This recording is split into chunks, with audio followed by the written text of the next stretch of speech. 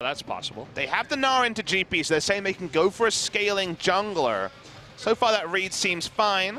Be all about backline access here for the ZAC. AT looking to round their draft out with a support. The Tahm Kench wasn't taken by Jin Air, so just be happily taken by the side of KT Rolster. So they have a very strong siege comp here. A lot of poke and turret taking with the Ezreal and Zoe, and they can eventually set up the 4-1. But if Gangplank is beating the Gnar in trades in the silent, which can happen at 4 items, then this draft will be difficult for KT to pull off. Looking for jungle as the final pick here. Are we going to go battle warding here for Jin Air?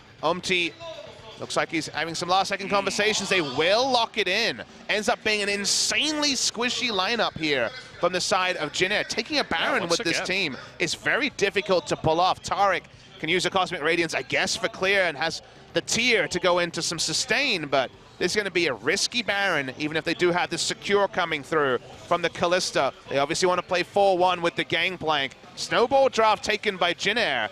But Zach looks at this draft and says, if I get the right elastic slingshot, I'm just winning a team fight with the Kidnap.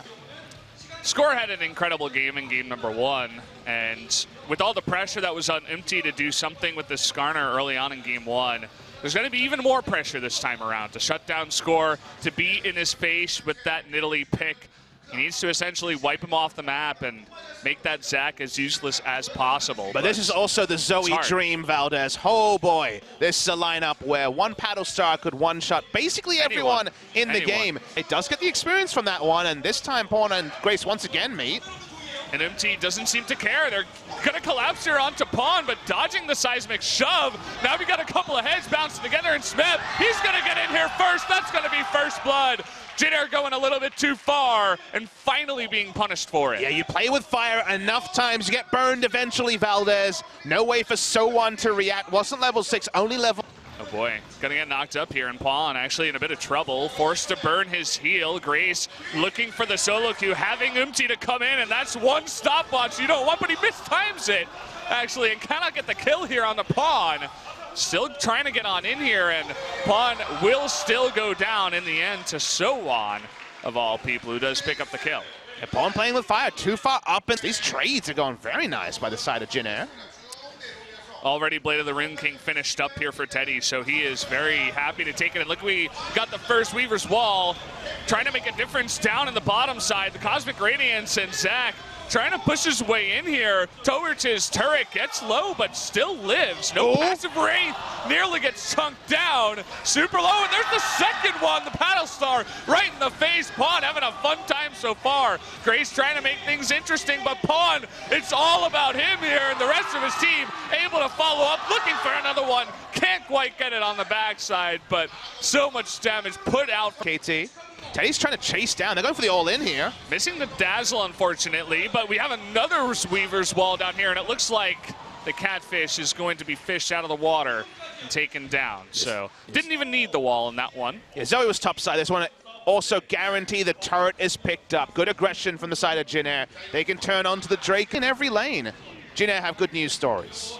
Teddy in a bit of trouble here. He burns his flash to get out of this one. And we have Smeb nearing that Mega Gnar. Cosmic Radiance is going to help out here a bit, but look at the wombo combo. Defco getting low. They're trying to get him down here, but they just barely cannot. Even So1 diving on in, but can he get the damage required? He flashes in, and there he does. Now it looks like Jin Air looking to turn this one around. Grace on full health and full mana, trying to poke him down, but Smeb and Score just barely trying to get out, but So1 with the last shot to the face is going to pick up a double kill. Yeah, so the 3-for-1. Pawn wasn't able to rain from range. He's had to deal with being closer. He's trying to fight once again, 5v5. Teddy lives for so long as the Cosmic Radiance does arm. Almost takes out Deft in the front line. Then we had frontline Gangplank. Sterix Gauge complete. Massive power spike for the Gangplank, who has almost 50% of the kills, more than 50% of the kills on the side of Jin. More fun for her.